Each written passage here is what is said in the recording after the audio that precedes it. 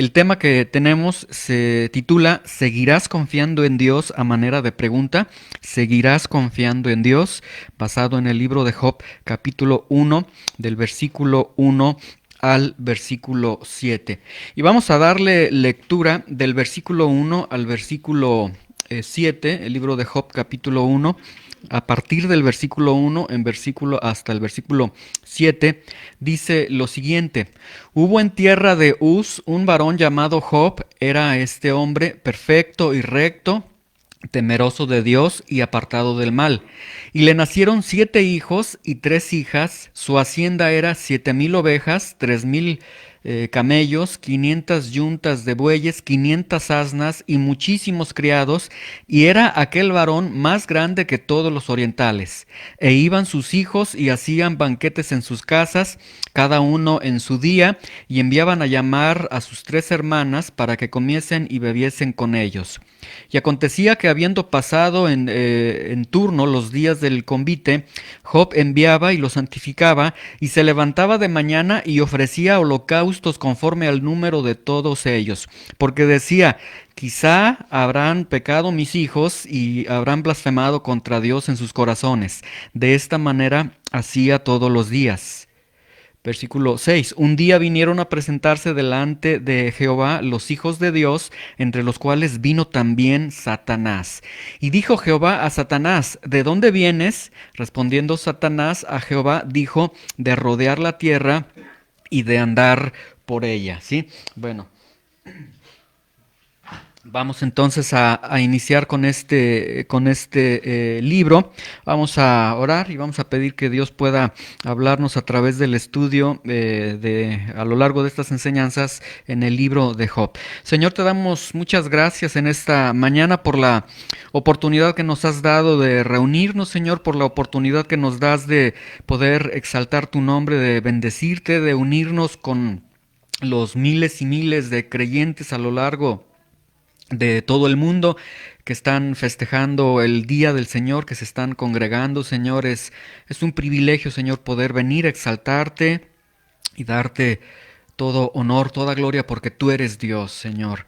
Ahora que vamos a transitar, Señor, en las letras de este libro de Job, te pedimos que tomes estas enseñanzas, que nos dirijas, que nos ayudes a trazar adecuadamente la escritura y que puedas mostrarte, Señor, a través de esta revelación que tenemos en el libro de Job. Así como te revelaste, te mostraste a Job en su momento, así que te puedas también revelar a cada uno de nosotros. En el nombre de Jesús te damos gracias. Amén.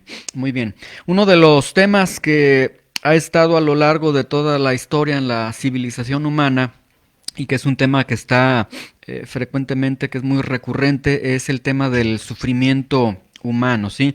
Es el tema del por qué sufrimos, el tema de por qué, de qué significa el sufrimiento.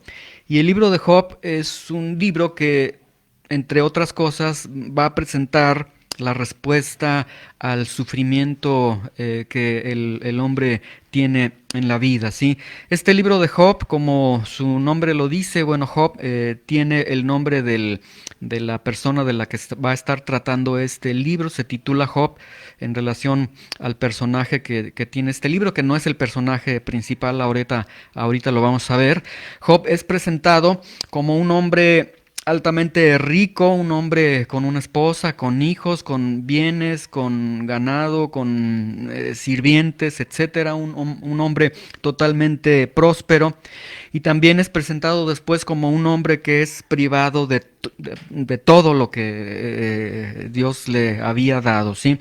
Vemos a lo largo de este libro que Job camina por la senda del sufrimiento y descubre el significado del sufrimiento que él tiene a lo largo de esta experiencia en el libro de Job.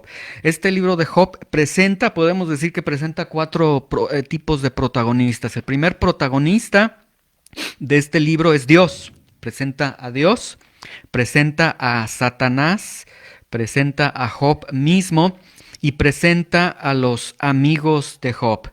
Este libro es muy interesante porque comienza con un diálogo en el cielo, un diálogo entre Dios y Satanás, que Job totalmente lo desconoce porque él está en la tierra.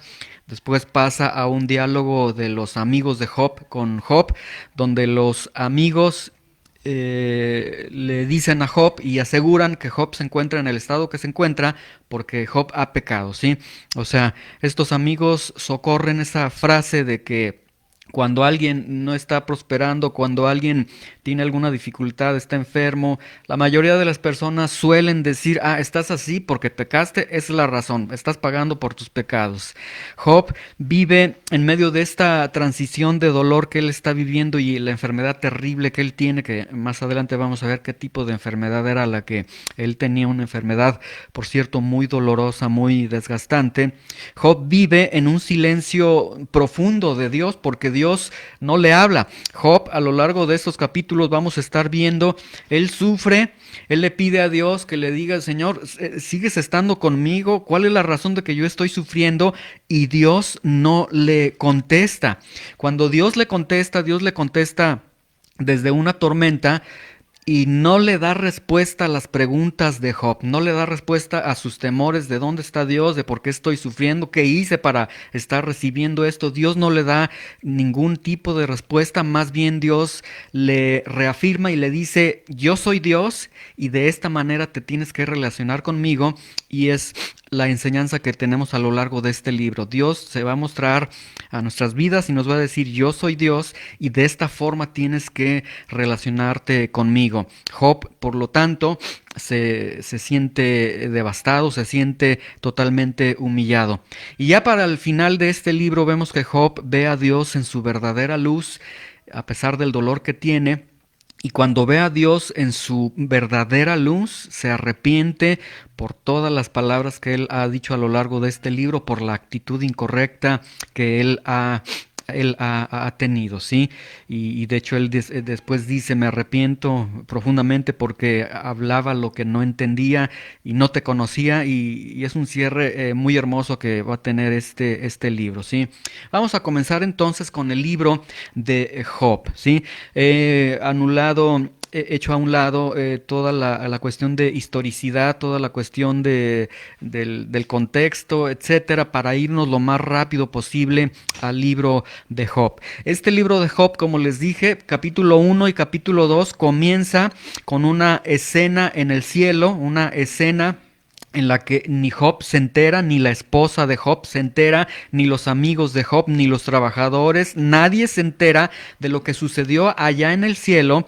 El Espíritu Santo de alguna forma dirige al autor de este libro para, por medio de una revelación, decirle, esto es lo que pasó allá arriba en el cielo y esto es lo que está sucediendo en la tierra. Entonces, en la tierra Job no tiene respuestas y vamos a tener mucha enseñanza acerca de esto. De hecho, esto que acabo de decirles nos lleva a esta reflexión. Vamos a continuar confiando nosotros en Dios aun cuando no tengamos el conocimiento de por qué atravesamos lo que atravesamos. Vamos a seguir confiando en Dios a pesar de que Dios permita que nuestras vidas nosotros atravesemos por el dolor y por la soledad. Y esa sería una buena pregunta que podemos hacernos cada uno de nosotros. En este momento, a lo mejor la mayoría no está viviendo situaciones dolorosas, la mayoría no está viviendo situaciones tormentosas, no hay lágrimas en su caminar, no hay preguntas, no hay dudas, etcétera. Pero tengan la seguridad de que en algún momento todos vamos a atravesar por estos valles de sombra de muerte, todos vamos a atravesar por esto. Y vamos a aprender de este libro de Job algo muy interesante, principios muy hermosos que Dios nos revela a través de su palabra. Vamos entonces al versículo 1. Vamos a analizar en esta mañana del versículo 1 al versículo 7. El tema, como les dije, el tema se titula ¿Seguirás confiando en Dios? Y vamos a hacer un cierre al final de esta enseñanza para confrontarnos con esta pregunta, si vamos a seguir confiando en Dios. Muy bien, vamos a comenzar entonces. Me van a estar siguiendo ustedes ahí en el libro de Job. Si les doy alguna cita, nos vamos rápido, no pongan algún separador ahí en Job capítulo 1 y vamos aprendiendo y a degustar cada uno de estos versículos que contiene una belleza, además literaria y poética, una belleza del Dios que está presente en la vida de cada uno de nosotros. Dice, hubo en tierra de Uz un varón llamado Job, y era este hombre perfecto y recto, temeroso de Dios y apartado del mal. La tierra de Uz, para no abundar en esto, la mayoría de los eruditos bíblicos dicen que tiene una ubicación desconocida. ¿Dónde estaba Uz? ¿Dónde se encontraba esta tierra? Realmente no sería relevante para el texto que nosotros tenemos. La palabra Job, el nombre de Job, viene del hebreo Iyov, que en su raíz original Iyov significa alguien que es odiado. Este término Iyov llegó a significar perseguido. Y vaya que entonces el nombre de Job le viene muy bien a Job, porque Job realmente fue perseguido, fue asediado y por algo Dios permite que Job, este varón, se haya llamado así Job. Muy bien.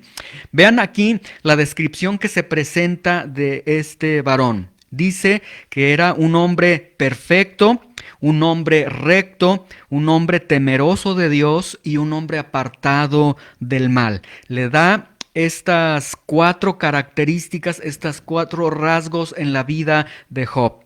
Vamos a empezar con el primero. Dice que es un hombre perfecto. ¿Qué significa hombre perfecto? No significa que sea un hombre que no tiene fallas, porque como les mencioné al final del libro, Job dice, me arrepiento de mis palabras. Él conoce su condición, es humano, no deja de ser humano. Esta perfección no es entonces en un sentido de perfección absoluta, sino que esta perfección viene del término hebreo tam, que significa algo que se completa. Y entonces lo que nos quiere decir el autor es que Job era de un carácter completo. El primer rasgo que tenemos en Job es que es un hombre que tenía una integridad en su carácter, ¿sí? No era un hombre dividido en dos partes, no tenía su corazón dividido, no era un hombre que decía, ahora sí sigo a Dios, ahora no lo sigo. Ah, las circunstancias son rudas, entonces ya no sigo a Dios.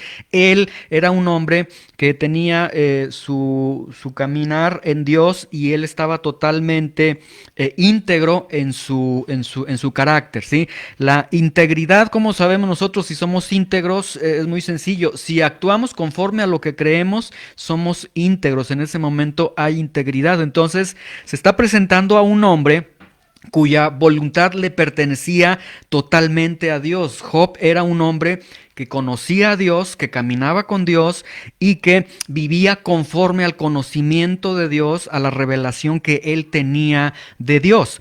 También vean ahí en el versículo 1, es presentado como un hombre recto, un hombre temeroso de Dios y un hombre apartado del mal. Es decir, Job es presentado, este hombre con el que inicia este libro, es presentado como un hombre en su tiempo, un hombre que era un ejemplo de piedad, un hombre modelo de lo que es la piedad, ¿sí? Ahora, esta evaluación de este hombre perfecto, recto, temeroso de Dios, apartado del mal, es una valoración que no se la está dando Job mismo, es decir, Job no dice, yo soy un hombre perfecto, recto, temeroso de Dios, apartado del mal. No se lo da ni la esposa de Job, ni los hijos, ni los trabajadores, ni los amigos de Job, sino que es una definición, una descripción que Dios mismo se la da a Job.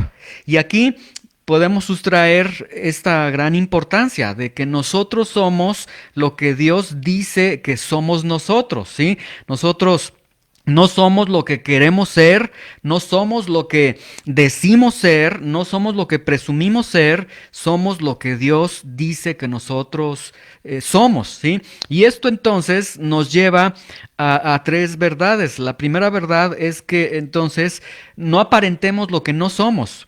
No tratemos de vivir en la realidad de aparentar lo que nosotros somos. El día de hoy teníamos en las enseñanzas anteriores, llegamos a comentar en algún momento.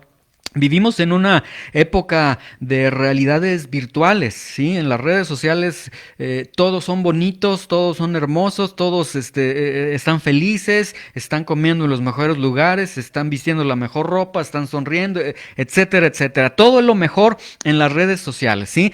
La gente trata de aparentar lo que realmente no son. ¿Quieres encontrar un lugar de mentira? Pues ve a las redes sociales y vas a ver que el 99% de lo que tienes ahí es pura mentira. No son así las personas.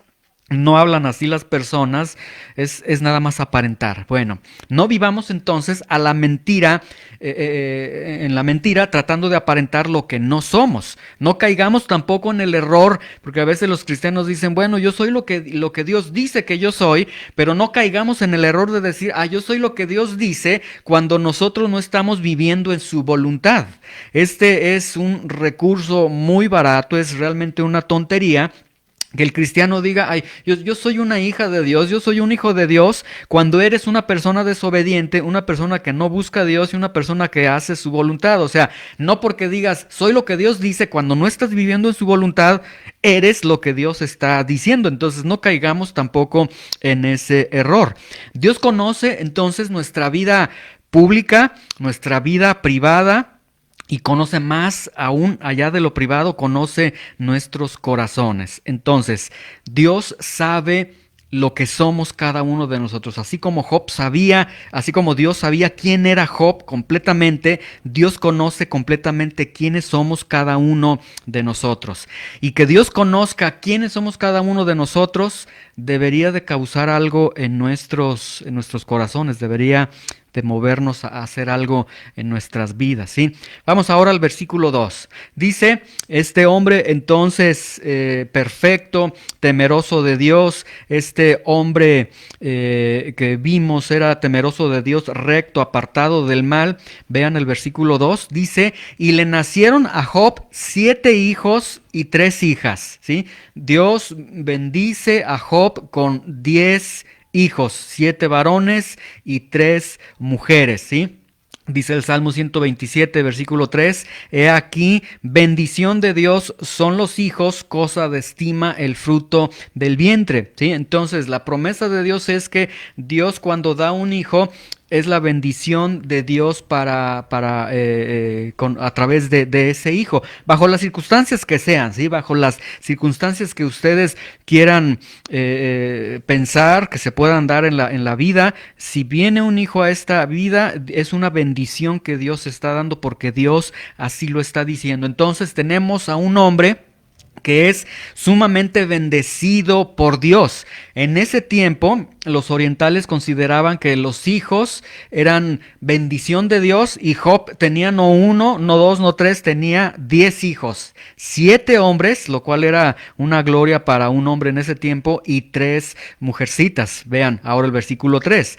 Dice, su hacienda era 7,000 ovejas. Job tenía una hacienda con 7,000 ovejas, con 3,000 camellos, con 500 yuntas de bueyes, con 500 asnas y con muchísimos criados. Y aquí el autor de plano escribe muchísimos criados. Para las ovejas dice 7,000, que obviamente de acuerdo a las reglas de hermenéutica no significa que contaron 7,000, sino que es un número aproximado. Lo que el autor está diciendo es que es lo que estima que eran. Y cuando dice entonces muchísimos criados, ahí no dice miles de criados porque se pierde la cuenta. O sea, tenía muchos empleados y era aquel varón más grande que todos los orientales. La bendición de Dios, como les decía, los orientales decían, cuando Dios te bendice con hijos, tienes la bendición de Dios. Cuando Dios te bendice con bienes, tienes la bendición de Dios. Entonces tenemos a un hombre con hijos, con una familia grande y con bienes de manera extraordinaria. Tenemos a un hombre con una gracia de Dios excepcional en su vida. Un hombre totalmente bendecido por Dios, ¿sí? Ahora, bajo ya la bendición que ellos tenían, los bienes que tenían, los placeres que podían darse. Vean el versículo 4, dice, e iban sus hijos y hacían banquetes en sus casas, cada uno en su día, y enviaban a llamar a sus 3 hermanas para que comiesen y bebiesen con ellos. Vean, cada hijo tenía su propia casa, o sea, estaba la hacienda de Job, y por lo menos estamos hablando de 7 casas para los 7 hijos. Las mujeres, no habla de que ellas tuvieran casas, porque dice que dice cada uno en su día, y enviaban a llamar a sus 3 hermanas para que comiesen. Probablemente los eruditos bíblicos dicen que las mujeres vivían en la casa de su papá, vivían con Job. Ahora, vean, hacían banquetes. ¿Sí? ¿Qué significa esto de que hacían banquetes? Nos está hablando de una vida ideal. Tienen la bendición de Dios, hacían no fiestas, hacían verdaderos banquetes. Había una familia armónica, una familia amorosa. Vean ahí que los hermanos, los hijos de Job, entre hermanos no se peleaban, más bien se procuraban y mandaban a llamar a las hermanas, vénganse porque hoy vamos a estar festejando. Cada uno en su día, esta expresión cada uno en su día significa, lo más probable es que se refiera al cumpleaños de cada uno de ellos. Entonces, si son 10 hermanos, por lo menos eran 10 cumpleaños al año, entonces tenían muchas festividades, ¿sí? Ahora vean el versículo 5. Y acontecía que habiendo pasado en turno los días del convite, es decir, las fechas de los cumpleaños, Job enviaba y los santificaba. Los muchachos se reunían, tenían su fiesta, dice el versículo 4, que comían y bebían, y la palabra bebían que se está utilizando aquí significa o implica que bebían vino, ¿sí? Ahora, el vino... El problema no es que bebían vino, porque la Biblia a lo largo de sus páginas no condena el tomar el vino. Lo que condena es el abuso del vino o el embriagarse, que es algo muy, muy distinto. Y aquí la connotación que se tiene es que entre estas celebraciones que tenían había comida para degustar, había variedad de comida, y entre esa comida también incluían bebidas de vino. Entonces, lo que está implicando que en estas fiestas los hijos de Job se ponían alegres, en el sentido de estar alegres, y como dice el libro de Proverbios, con el vino el corazón se estaba alegrando, ¿sí? No está haciendo referencia a que los hijos de Job caían en embriaguez, pero la Biblia sí presenta, siempre que existe la presencia del vino, siempre la Biblia está presentando el riesgo de caer en la embriaguez, ¿sí? Entonces dice, Job enviaba, versículo 5, Job enviaba, tenían ellos sus fiestas, enviaba y los santificaba, y se levantaba de mañana y ofrecía holocaustos conforme al número de todos ellos, de sus 10 hijos, porque Job decía, quizá habrán pecado mis hijos y habrán blasfemado contra Dios en sus corazones. De esta manera hacía todos los días, ¿sí? Vean lo que hacía Job. Después de cada festividad, después de cada fiesta, lo que Job hacía es que él se levantaba temprano. Y se levantaba entonces temprano, lo que implica que sus hijos no se levantaban temprano. Nos da entonces la idea de que ellos dormían tarde entonces en estas fiestas, y Job se levantaba temprano y ofrecía ciertos sacrificios, ciertos holocaustos que son conocidos por el libro de Levítico como holocaustos expiatorios, es decir, por el pecado, porque él pensaba, él tenía la inseguridad, él decía, quizás habrán pecado mis hijos, ¿sí? Ahora, ¿por qué Job piensa que a lo mejor pecaron sus hijos?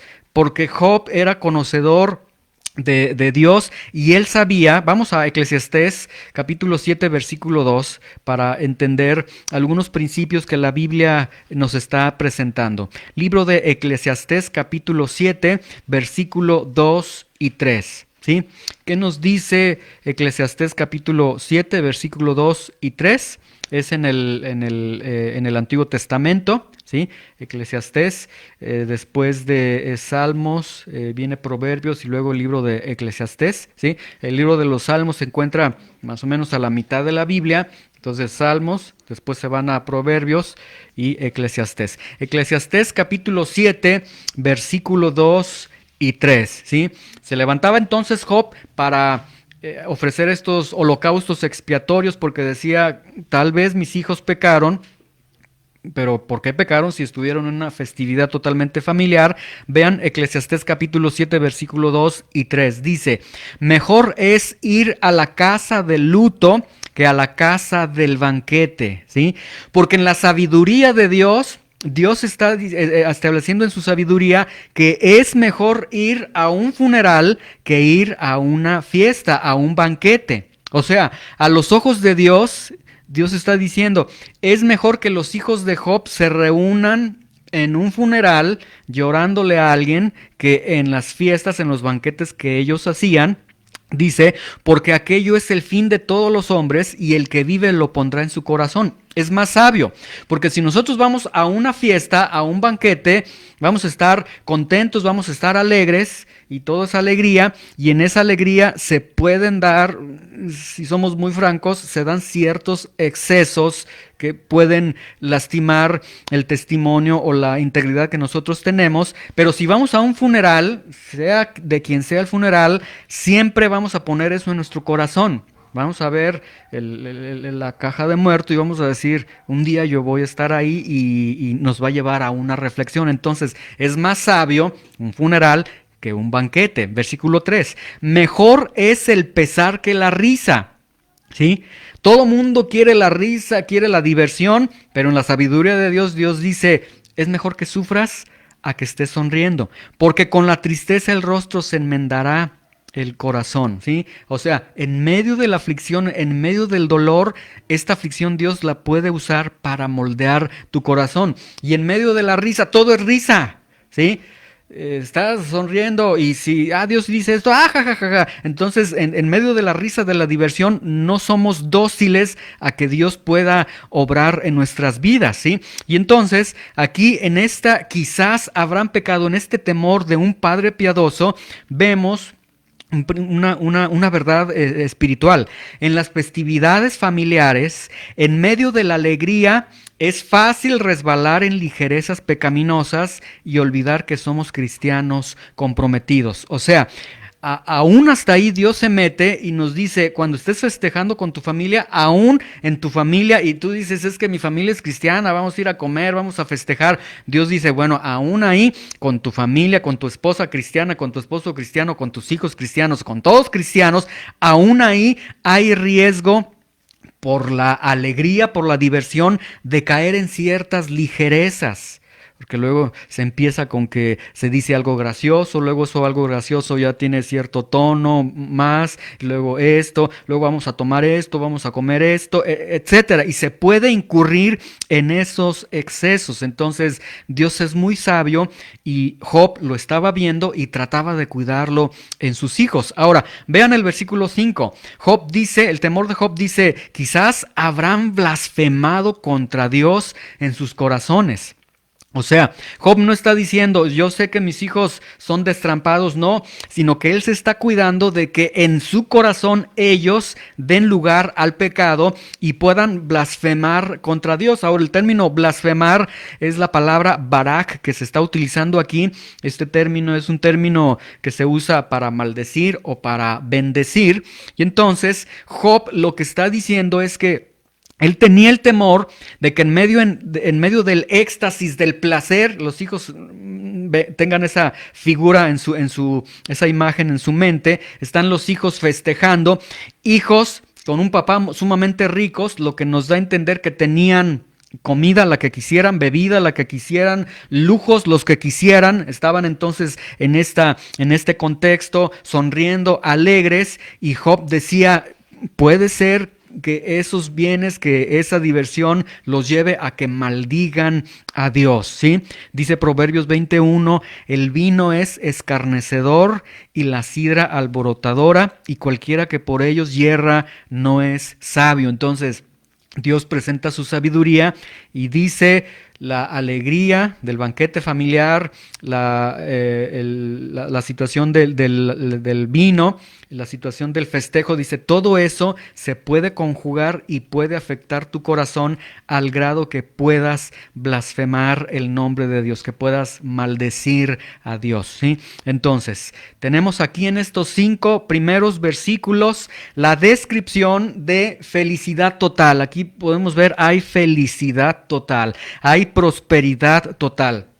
Un papá que camina con Dios, hijos que podemos ver también están caminando con Dios, pero que tienen este riesgo debido a las bendiciones que están gozando. Hay una felicidad total, prosperidad total, piedad total de parte de Job.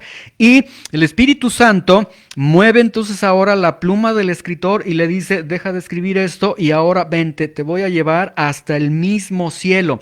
De pronto, esta narración que es totalmente terrenal, Dios se mueve y dice, vamos a ver ahora lo que está sucediendo en ese momento en el cielo. Vean, entonces en la tierra están en banquetes, están bajo la bendición de Dios, un hombre tratando de cuidar a sus hijos, etcétera y demás. Y en ese momento nos trasladamos, el autor por la concesión del Espíritu Santo lo traslada a lo que está sucediendo en el cielo. Entonces, vamos a dejar la tierra por un momento y nos vamos al cielo. Vean el versículo 6. Esto es lo que está ocurriendo en el cielo. Y esto nos deja ver sabiduría de Dios, porque esto nos deja ver que ahorita en este momento, en esta tierra, estamos viviendo estas circunstancias, las circunstancias que tú estés viviendo, pero en este mismo momento, allá arriba en el cielo, se están viviendo otras situaciones que están conectadas con lo que tú estás viviendo y que desconocemos, y que a través de este libro de Job vamos a ver y vamos a encontrar esta sabiduría de Dios y poder ver que entonces lo que está sucediendo en el cielo está afectando lo que está sucediendo en la tierra, y lo que está sucediendo en la tierra está siendo conocido allá en el cielo. Vean el versículo 6. Un día vinieron a presentarse delante de Jehová los hijos de Dios, entre los cuales vino también Satanás. ¿Sí? Ahora, esta expresión, un día vinieron, no significa que los ángeles llegaron por cuenta propia.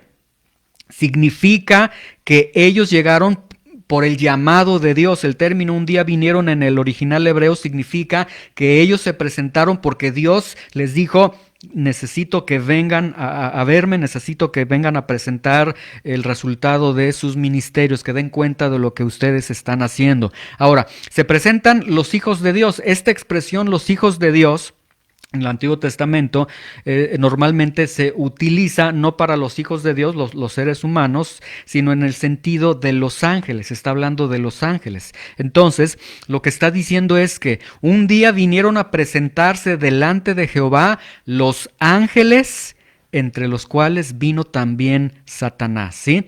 Ahora, hay una gran verdad. Los ángeles sirven a Dios. Vean Job, vamos a regresar a Job, ahí les dije que pongan algún separador para no perdernos. Vamos a Job capítulo 5, versículo 1, para que veamos cómo también se le llama a los ángeles en el libro de Job, porque los ángeles sirven a Dios, como yo les he mencionado, los ángeles sirven a Dios. Y vean en Job capítulo 5, versículo 1, cómo son llamados también los ángeles. Dice, ahora pues, da voces, habrá quien te responda, y a cuál de los santos te volverás. Y la palabra santos no implica a San Judas Tadeo o a San Cacahuatito te vas a volver, no. Los santos aquí en Job 5.1 es los ángeles. Los ángeles son llamados santos en virtud del servicio que le prestan a Dios. Los ángeles, vean, son servidores de Dios. Hebreos capítulo 1, versículo 14, se los leo, dice, ¿no son todos espíritus ministradores enviados para servicio a favor de los que son herederos de la salvación? Entonces, los ángeles sirven a Dios y los ángeles son enviados por Dios a favor de los hijos de Dios, para que estén cuidando de los hijos de Dios, ¿sí? A favor de los hijos de Dios. Hay una expresión en el Salmo 91 que dice que Jehová dará órdenes a sus ángeles para que tu pie no tropiece. Entonces vemos que los ángeles están cuidando de los hijos de Dios. Esto significa que en este momento hay ángeles en este lugar, ciertamente, es lo que la Biblia está diciendo, porque son enviados de Dios. Pero esto no nos lleva a idolatrar a los ángeles o a tratar de, ay, ángeles, rebélense. Eso la Biblia no lo enseña. Ellos son servidores de Dios, no de los hombres. Esto lo debemos nosotros entender, ¿sí? Ahora, vamos a ver algunas verdades. Ahí están en Job. Vamos a Job capítulo 38, versículo 4, para ver otras verdades en cuanto a los ángeles, ¿sí? Vean. Job capítulo 38, versículo 4. Job capítulo 38, versículo 4 al versículo 7. ¿Listos? ¿Ya lo tienen? Dice, Dios hace estas preguntas, se las hace a Job. Le dice, ¿dónde estabas tú cuando yo fundaba la tierra? Házmelo saber si tienes inteligencia. ¿Quién ordenó sus medidas, si lo sabes? ¿O quién extendió sobre ella cordel?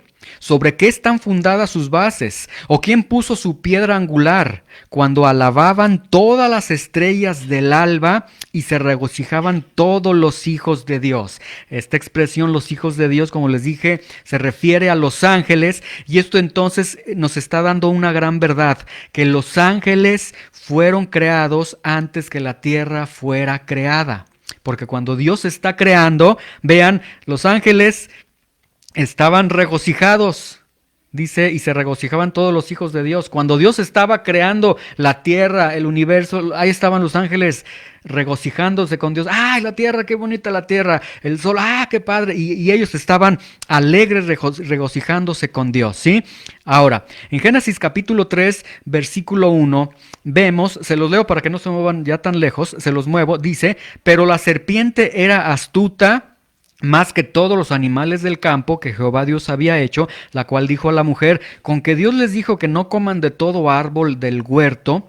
Y entonces aquí tenemos estas verdades.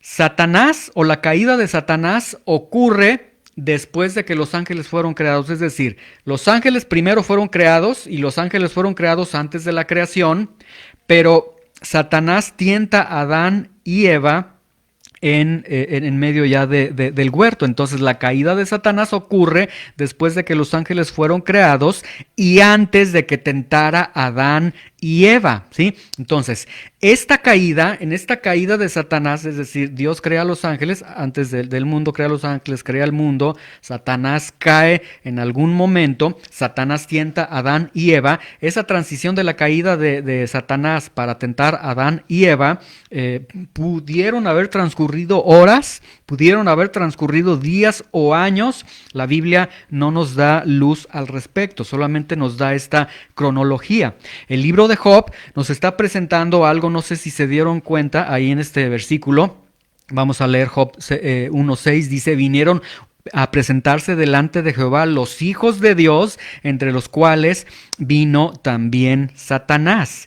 Y el libro de Job nos está presentando que al menos por un tiempo Satanás aún tenía acceso a la tierra y al cielo, que de alguna forma Satanás podía estar en la tierra y estar entrando a la presencia de Dios. Ahora, que Satanás entrara al cielo, obviamente, como aclaramos, entraban los ángeles y el mismo Satanás entró porque Dios lo permitió, porque Dios les estaba llamando a cuenta, ¿sí? Y entonces aquí tenemos que aparentemente en ese tiempo, de alguna forma, Satanás se movía libremente, tanto en la tierra como en el cielo, podía entrar también allá, hablando directamente con Dios, respondiendo por sus actividades, ¿sí? Cuando se descontinúa este acceso de Satanás a la tierra, hay mucho debate en esta verdad que no vamos a agotarlo, ¿sí? Ahora, el punto es, Dios crea a los ángeles. Satanás es un ser celestial, los ángeles son seres celestiales. Satanás se revela, se convierte entonces ya de ser un ser celestial a ser un adversario. La palabra Satanás significa adversario. Y la pregunta es, ¿por qué cayó Satanás? ¿Por qué si era un ángel de luz? por qué se vuelve Satanás. Vamos a Isaías capítulo 14, por favor. Isaías capítulo 14, del versículo 12 al versículo 15, para poder entender por qué cayó Satanás, ¿sí? Y en base a esto, vamos a ver que es la misma causa por la que caen muchos el día de hoy. ¿Por qué cayó Satanás? Isaías capítulo 14, del versículo 12 al versículo 15. ¿Listos? ¿Ya lo tienen todos? Vean, dice: ¿Cómo caíste del cielo, oh lucero, hijo de la mañana? Cortado fuiste por tierra, tú que debilitabas a las naciones, tú que decías en tu corazón. Vea, este ángel de luz era lo que él decía en su corazón, y como Dios conoce todo, Dios conocía lo que había en su corazón, y dice Dios: tú que decías en tu corazón, subiré al cielo, en lo alto, junto a las estrellas de Dios. Levantaré mi trono y en el monte del testimonio me sentaré a los lados del norte. Vean nada más lo que este angelito quería. Versículo 14. Sobre las alturas de las nubes subiré y seré semejante al Altísimo. Mas tú derribado eres hasta el Seol, a los lados del abismo. Hijo de hombre, levanta endecha sobre el rey de Tiro. Se estaba refiriendo al rey de Tiro, pero todo lo que está hablando no concuerda con el rey de Tiro, o sea, se está refiriendo a este ser celestial. Y dile: así ha dicho Jehová el Señor, tú eras el sello de la perfección. Vean, el sello de la perfección era este ángel, lleno de sabiduría y acabado de hermosura. Ahora vamos a Ezequiel capítulo 28. Estamos en Isaías, hacia adelante. Ezequiel capítulo 28, versículo 13 al 15. Ezequiel 28, versículo 13 al versículo 15, por favor. ¿Listos? Ezequiel 28, versículo 13. Porque también esto es interesante que ustedes lo puedan ver, ¿sí? Ezequiel 28, versículo 13. ¿Listos? Dice: en Edén, en el huerto de Dios estuviste, de toda piedra preciosa era tu vestidura, de cornerina, topacio, jaspe, crisólito, berilo y onice, de zafiro, carbunclo, esmeralda y oro. Los primores de tus tamboriles y flautas estuvieron preparados para ti en el día de tu creación. Y esta es una verdad espiritual impresionante, que Satanás fue dotado de la música en su ser. Bueno, antes de ser Satanás, pues, ¿sí? Él no que tenía tamboriles y flautas, sino que él tenía la capacidad de producir los sonidos musicales. Luego vean: tú, querubín grande, protector, yo te puse en el santo monte de Dios. Allí estuviste, en medio de las piedras de fuego te paseabas. Perfecto eras en todos tus caminos desde el día que fuiste creado hasta que se halló en ti maldad. Y vean, esto nos deja ver varias cosas impresionantes. Satanás era llamado lucero, era llamado hijo de la mañana. Era el más grande de los seres celestiales. De todos los ángeles que Dios había creado, el más grande era él. Era ungido por Dios, fue el ungido por Dios. Y era la más hermosa de las creaciones de Dios. Pero ¿por qué cayó Satanás? Y la respuesta es porque no estaba contento con lo que era. Porque quería ser Dios y no quería ser un siervo. Y ahí hay mucha sabiduría de Dios. El día de hoy, cuando tú aspires a que yo quiero ser grande, yo no estoy para que me den órdenes, para servir, no, yo quiero ser el grande. Analiza mucho tu corazón, porque esto hubo en el corazón de Satanás. Es muy posible que Satanás siga susurrando a tu corazón, a tu oído, y esté diciendo: tú no necesitas, tú puedes ser Dios, ¿sí? Ahora, Satanás quería ser Dios, quería tomar el control del universo. Y en Génesis capítulo 3, versículo 4 y 5, se los leo para que no se muevan de ahí. En Génesis 3, 4 y 5 dice: entonces la serpiente dijo a la mujer: no morirán, sino que sabe Dios que el día en que coman de él serán abiertos sus ojos y serán como Dios, sabiendo el bien y el mal. O sea, el mismo pensamiento que tuvo Satanás una vez que es que cae, que Dios lo desecha y que es maldecido, etcétera, que Satanás ya se convierte en este ser de maldad, en este adversario, la tentación, la oferta con la que viene es la misma que él tuvo en su corazón, ¿sí? Tú puedes ser Dios. Y por eso Satanás viene del hebreo satán, que significa adversario. Entonces, este versículo nos está diciendo que se presentaron delante de Dios los ángeles de Dios y entre ellos se incluye Satanás, se incluye el adversario. O sea, ahí surgen preguntas, pero ¿qué está haciendo el adversario? ¿Qué está haciendo el enemigo de Dios delante de Dios? Bueno, Dios en su soberanía así lo permitió y vamos a podemos aprender de esto varias verdades. La primera verdad en cuanto a Satanás es la siguiente. Satanás conversa con el Señor, ya vimos ahí en el versículo y en el siguiente, comienza a tener un diálogo con Dios, ¿sí? Y para conversar se requiere inteligencia. Entonces esto significa que Satanás es inteligente. Mucha atención con esto. Satanás no es tonto, es un ser inteligente. Satanás se presenta como adversario de Job, para lo cual se requieren emociones. Entonces Satanás tiene emociones también. Número 3, Satanás tiene el propósito de destruir a Job, lo que nos muestra que Satanás tiene voluntad. Satanás es un ser con inteligencia, con emociones que dice quiero hacer esto y ejerce cierta voluntad. Satanás tiene el propósito de desacreditar a Dios. Esto es muy importante que nosotros siempre lo comprendamos. Satanás se opone a Dios, a las cosas de Dios, al pueblo de Dios. Siempre que haya algo que te está separando de Dios, de las cosas de Dios, de la reunión, de la oración, de la palabra, etcétera, siempre, sin lugar a dudas, existe sí ciertamente la decisión de cada hombre de decir, hoy no hago esto, hoy no busco a Dios, hoy no voy a la reunión, etcétera, pero siempre también existirá cierta influencia de Satanás porque Satanás se opone a todo lo que tiene que ver con Dios, ¿sí?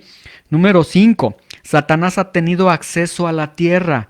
Lo vemos desde el libro de Job y el libro de Job fue el primer libro de la Biblia que se escribió. Satanás siempre ha tenido acceso a la tierra, siempre ha andado libremente por ella y noticias aún lo sigue teniendo el día de hoy. Dios le ha concedido que siga trabajando en la tierra. ¿Cuándo va a terminar de andar libremente en la tierra? Dice Apocalipsis 22, hasta que Satanás sea atado por 1000 años. Hasta ese momento Satanás ya no va a estar en la tierra.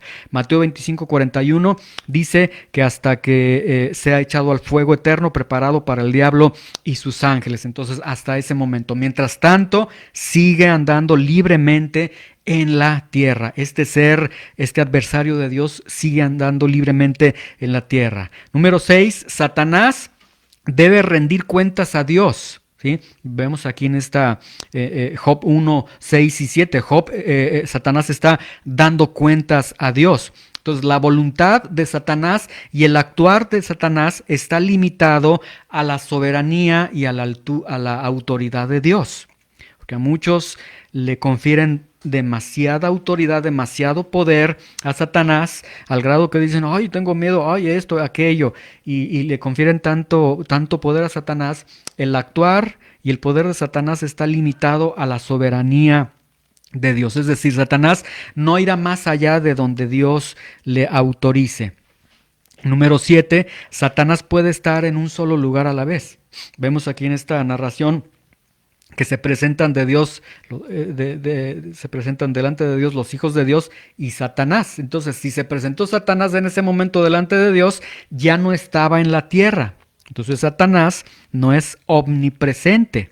Satanás no puede predecir el futuro, ni Satanás puede leer la mente. Lo podemos ver aquí, porque si conociera el futuro, entonces Satanás no hubiera tentado, no hubiera provocado que Dios le diera la autorización para atacar a Job, porque si conoce el futuro, si puede predecir el futuro, sabría, no, pues Job va a salir victorioso de esta prueba. Entonces vemos que Satanás no puede predecir el futuro, si no habría atacado a Job, ¿sí? Ahora, vamos al versículo 7.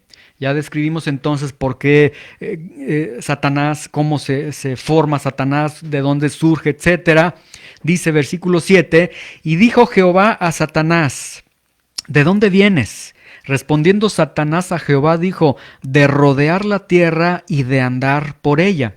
Ahora, la expresión de dónde vienes no significa, no está en un sentido de sorpresa, así como que Dios esperaba a los ángeles, yo esperaba a los ángeles y te metiste tú, Satanás. No, de dónde vienes es una forma literaria de iniciar un diálogo, y normalmente se usa mucho en el Pentateuco y se usa aquí en este libro, que es un libro poético, podemos llamarlo también. De dónde vienes entonces no es sorpresa, sino Dios comienza el diálogo con Satanás para que Satanás rinda cuentas. En Génesis 3:9, cuando el hombre había pecado, Dios busca al hombre y dice, Jehová Dios llamó al hombre y le dijo, ¿dónde estás tú? Y ese ¿dónde estás tú? No significa que ya te me perdiste, Adán, ¿dónde estás? Sino está haciendo la pregunta para dame cuentas de lo que estás haciendo. ¿Qué hiciste? ¿Desobedeciste? Entonces ¿de dónde vienes? Es que Dios comienza a pedirle cuentas a Satanás. Ahora vean la respuesta de Satanás. Satanás contesta y le dice de rodear la tierra y de andar por ella. Y Satanás deja ver cuál es su tarea. Su tarea que Dios le ha permitido es rodea la tierra y anda por ella. Y vemos aspectos muy buenos en Satanás, pareciera irónico decirlo, pero vemos que Satanás cumple fielmente lo que le es encomendado o lo que le es autorizado por Dios. Dios le dice, puedes andar en la tierra, puedes rodear la tierra, le pregunta, ¿qué hiciste? Dame cuentas de lo que has hecho, y Satanás le dice, he estado rodeando la tierra y he andado por ella. O sea, Satanás había cumplido fielmente lo que tenía que hacer, ¿sí? Esto es vergonzoso. Como el mismo Satanás, siendo adversario de Dios, decía Martín Lutero, Dios tiene muchos siervos y Satanás es un siervo también de Dios, todo sirve a Dios, como adversario de Dios sí cumple fielmente el encargo que tiene, y a veces los hijos de Dios no lo hacen, ¿sí? Ahora, Satanás no es el único ser que rodea la tierra y está andando por ella. En Zacarías capítulo 1, versículo 10 y 11, vemos el caso de unos ángeles que fueron comisionados para andar en la tierra también. Se los leo nada más. Zacarías 1, 10 y 11 dice, y aquel varón que estaba entre los mirtos respondió y dijo, estos son los que Jehová ha enviado a recorrer la tierra. Y ellos hablaron a aquel ángel de Jehová que estaba entre los mirtos y dijeron, hemos recorrido la tierra y aquí toda la tierra estaba reposada y quieta. Vemos entonces otros ángeles que les fue comisionado el cuidar la tierra, ¿sí?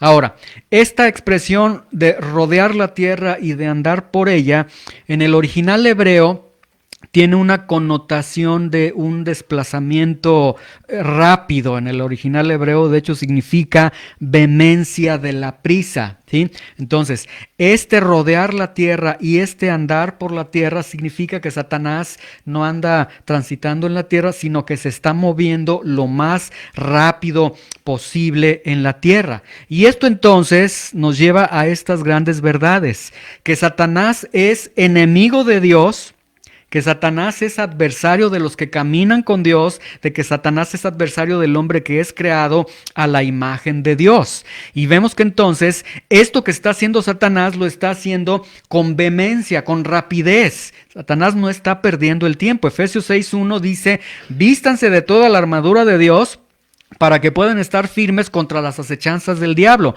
El diablo está en esta tierra, andando y rodeando la tierra, acechando, trabajando con sus acechanzas contra los hijos de Dios, contra la creación misma de Dios. Segundo de Corintios 2:11 dice, para que Satanás no gane ventaja alguna sobre nosotros, pues no ignoramos sus maquinaciones. Satanás entonces tiene acechanzas, tiene maquinaciones, tenemos un enemigo real, ¿sí? Entonces esto nos deja ver que tenemos un enemigo real, un enemigo inteligente, un enemigo con un propósito definido, que es desacreditar a Dios y destruirte. Esto es la encomienda que Satanás tiene. Quiere deshonrar a Dios a través de tu vida, que tú deshonres a Dios, y con eso él logra su objetivo, y además quiere destruirte, ¿sí? Satanás entonces no es omnipresente, pero lo que sí es que se desplaza con mucha rapidez.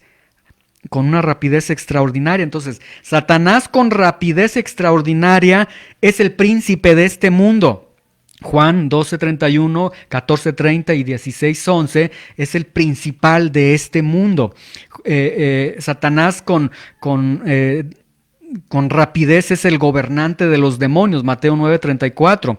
Satanás con rapidez, dice primero de Pedro 5:8, está como león rugiente, anda alrededor buscando a quien devorar, ¿sí? Es decir, Satanás no está perdiendo el tiempo. Escuchen esto con atención. No está perdiendo el tiempo Satanás. Él está actuando, y él está actuando para desacreditar a Dios y para destruirte, ¿sí? Él está trabajando fielmente usando su tiempo. Y esto nos lleva a reflexionar por un momento. ¿Cómo estás usando tu tiempo para Dios? ¿Tienes tiempo para Dios? Analiza lo que haces con tu tiempo, ¿sí? Y si Dios no es la prioridad de tu tiempo, debemos entonces reconocer un buen trabajo de Satanás en tu vida. Si Dios en tu día, cada día, no hay tiempo para Dios, porque estás muy ocupado, entonces es momento de aplaudirle a Satanás y decirle, qué bien trabajo, qué buen trabajo estás haciendo, porque me estás apartando de Dios, que es el propósito que tienes para la vida de cada uno de los creyentes, ¿sí? Satanás no está perdiendo el tiempo. Y nosotros a veces sí lo estamos perdiendo, ¿sí? El hombre dice, es que no tengo tiempo, es que no me alcanza el tiempo. ¿Por qué no vienes a la reunión? Es que no tengo tiempo, es que tengo tantas actividades. ¡Falso! Mentira. La Biblia dice, Eclesiastés 3:1, todo tiene su tiempo. Dios en su sabiduría está diciendo, no es cierto, todo hombre tiene tiempo para todo. El problema es entonces que no administramos adecuadamente el tiempo, que no usamos adecuadamente el tiempo. Si no tienes tiempo para Dios, entonces ese tiempo que era para Dios seguramente lo estás usando para algo que está fuera del todo, tiene su tiempo, y todo lo que se quiere debajo del cielo tiene su hora. Entonces el problema no es el tiempo, el problema es la administración del tiempo, ¿sí? Pero vean con mucha atención esto entonces. Satanás no está perdiendo el tiempo, y él está usando su tiempo con una vehemencia en prisa. Él está actuando de manera rápida, está usando adecuadamente el tiempo, ¿sí? Entonces, esto que nos lleve al análisis de nuestras vidas. Si en verdad llegamos a la conclusión de que no hay tiempo en mi vida para Dios, entonces necesitamos escudriñar nuestros corazones, porque la obra de Satanás entonces sí está operando, ¿sí? Y esto es algo que nosotros necesitamos entenderlo. Que quizás a lo mejor suena muy, muy exagerado. ¡Ay, estás exagerando! No, porque el libro de Job nos está presentando esta verdad. Se está narrando una familia feliz, bendecida, etcétera. Y de pronto el Espíritu Santo se va al cielo y dice, esto es lo que está ocurriendo en el cielo. Y es lo mismo que sucede aquí, ¿sí? Aquí estoy en la reunión, me estoy durmiendo. ¿Qué de malo tiene que me duerma? ¿Qué de malo tiene que falte el día de hoy? No, tú así lo estás viendo, pero allá en el cielo no sabes lo que ha sucedido. No sabes si Dios ya autorizó a Satanás de que pruebe tu vida, de que permitan, de que vengan las pruebas, las dificultades, de que hay un ser maligno que te quiere destruir. Entonces todo tiene un porqué, ¿sí? En 1 de Tesalonicenses 3:5, vean lo que el apóstol Pablo les dice a estos hermanos. Dice, por lo cual también yo, no pudiendo soportar más, envié para informar de su fe, no sea que no sea que os hubiese tentado el tentador y que nuestro trabajo resultase en vano, ¿sí?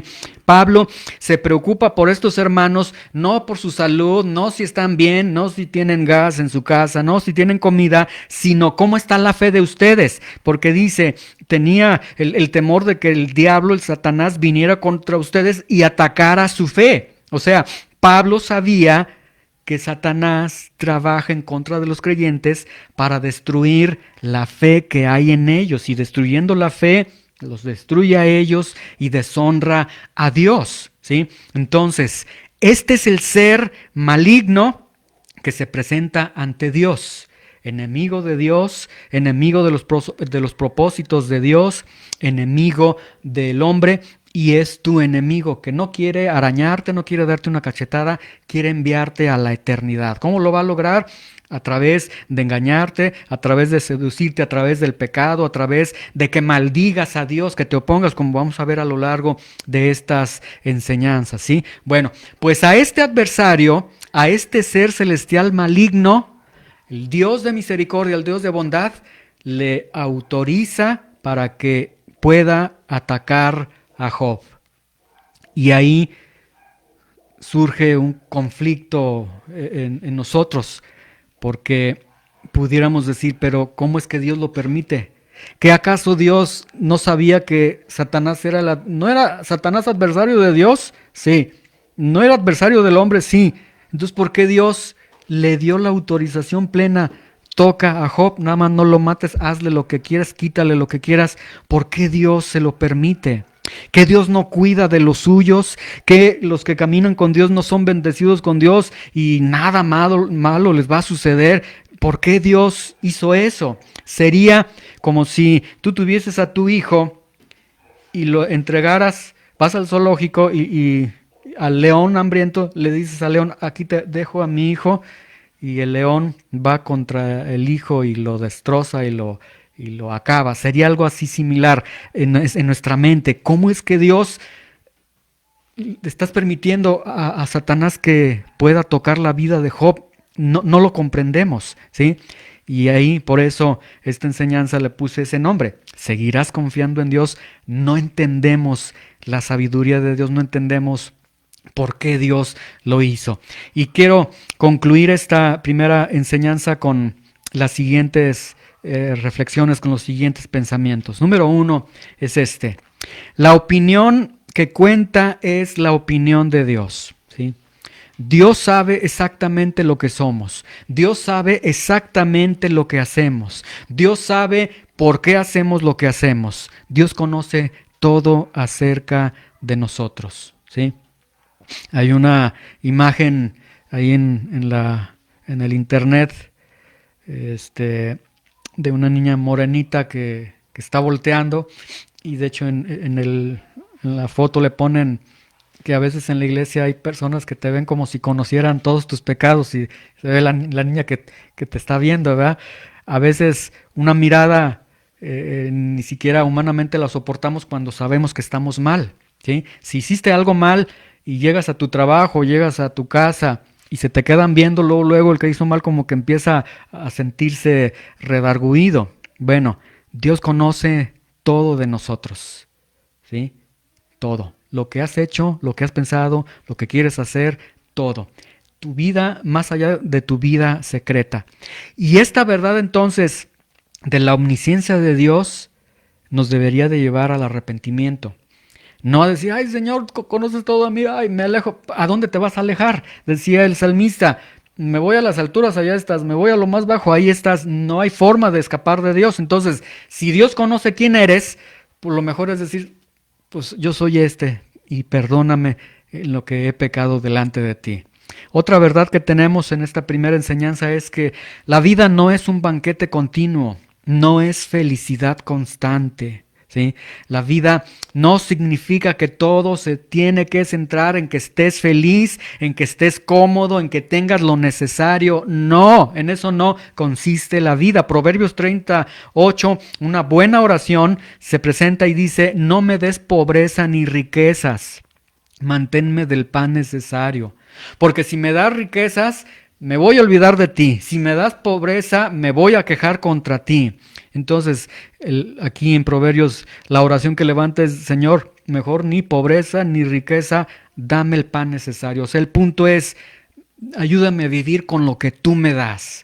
Y si este día me das mucho, gracias. Y si el día de mañana me das poco, gracias. Y si el día de mañana vas a permitir el dolor en mi vida, situaciones fuertes en mi vida, gracias, ¿sí? En todo esto. Verdad número 3 que podemos aprender en esta primera enseñanza: hoy día continúe el adversario, Satanás, con el mismo propósito que tenía desde el Edén y desde Job: desacreditar a Dios, desacreditar la creación, destruir la creación de Dios, y continúa haciéndolo como lo hacía desde Génesis, como lo hacía en el libro de Job, con la misma rapidez y con la misma entereza, ¿sí? Algo que podemos nosotros reconocer en Satanás es que es fiel, es muy, se empeña en lo que él hace. Entonces, ojalá que en ese sentido fuésemos también nosotros así, igual de cumplidos y de tener esa entereza. El diablo entonces, Satanás, continúa trabajando de la misma forma. Él no ha terminado de trabajar. Y hay noticias para ti. Hay alguien que quiere destruirte. Hay alguien que no tan solo quiere destruirte físicamente, quiere alejarte de Dios, quiere que renuncies a Dios, quiere que maldigas a Dios, quiere que deshonres a Dios, y es Satanás. La pregunta para cada uno de ustedes, para cada uno de nosotros sería si lo está logrando en tus vidas. Analicemos si nuestras vidas qué tan lejos están de Dios. Y en la proporción que estén lejos de Dios podemos ver ciertos triunfos entonces de los planes ocultos, estratégicos de Satanás contra sus hijos. Y número 4, por último, en medio de las circunstancias, la soberanía de Dios siempre está operando. Dice Deuteronomio 29:29, las cosas secretas pertenecen a Jehová nuestro Dios, mas las reveladas son para nosotros y para nuestros hijos para siempre, para que cumplamos todas las palabras de esta ley. ¿Sí? Concluimos en este versículo 7 con algo que abre nuestros ojos si no lo entendemos. ¿Cómo es que Satanás está ahí platicando con Dios? Dios, ¿por qué permites que él platique contigo? ¿Por qué permites que esté hablando de manera tan desvergonzada y diciendo de rodear la tierra, de andar por ella? Y después, en los siguientes versículos, Señor, pero ¿por qué le autorizaste a que atacara a Job? Hay cosas que no entendemos. A eso se llama circunstancias. En medio de las circunstancias que nosotros vivimos y de cualquier circunstancia que nosotros hemos vivido, buenas o malas, porque normalmente, como les dije, normalmente el hombre es muy dado a decir, eso malo te sucede porque pecaste, porque esto.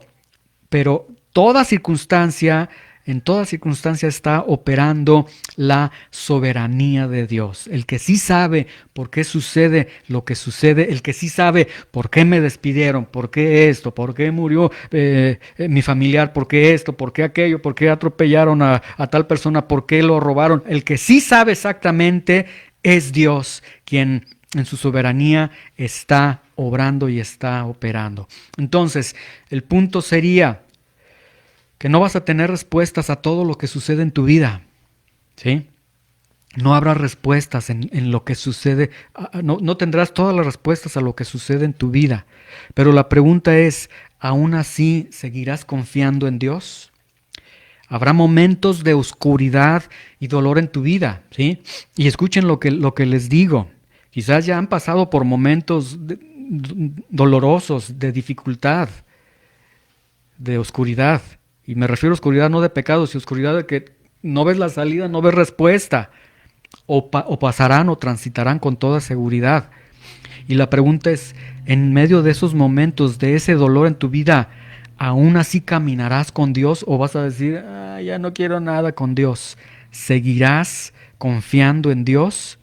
Es la pregunta que tenemos, es la pregunta que se ve en Job, y las respuestas las iremos viendo a lo largo de estas enseñanzas. Entonces, prepárense para ver el corazón de un hombre que es destruido totalmente por el enemigo y que se refleja muchas veces en las realidades que nosotros vivimos, pero este hombre sí siguió confiando en Dios. Mas llega un momento en el que Job dice, aunque yo me muera, he de ver a Dios. Llega un momento en su vida en el que él dice, no veo nada, no hay respuesta, porque Dios no le contestaba, porque Dios no respondía, pero aún así en medio de ese dolor dijo, bueno, si me toca morir, pues voy a ver a Dios. O sea, la fe, la confianza de Job, ni el dolor ni la misma muerte lo conmovió. Y esto es lo que yo espero que Dios pueda obrar en nuestras vidas y en nuestros corazones. Señor, te damos gracias por esta enseñanza que nos has permitido, Señor, iniciar este domingo. La pregunta es, ¿seguiremos confiando en Dios? Y ciertamente, Señor, no tenemos la respuesta a todo lo que vivimos, a todo lo que hemos enfrentado, a lo que vamos a afrontar también. Pero sabemos que tú en tu soberanía, tú estás obrando. En medio de, aún hasta de nuestros pecados, de nuestro caminar pecaminoso, aún en medio de eso, tú estás obrando, Señor. Porque donde hay pecado, hay gracia. Y ahí estás obrando también, Señor. Hay momentos difíciles de oscuridad donde no hay dirección en nuestras vidas, pero ayúdanos a tomar la decisión de confiar en ti, Señor. El día de mañana donde no haya soporte, donde no haya con quién apoyarse, donde no haya nada claro, que sigamos confiando en ti.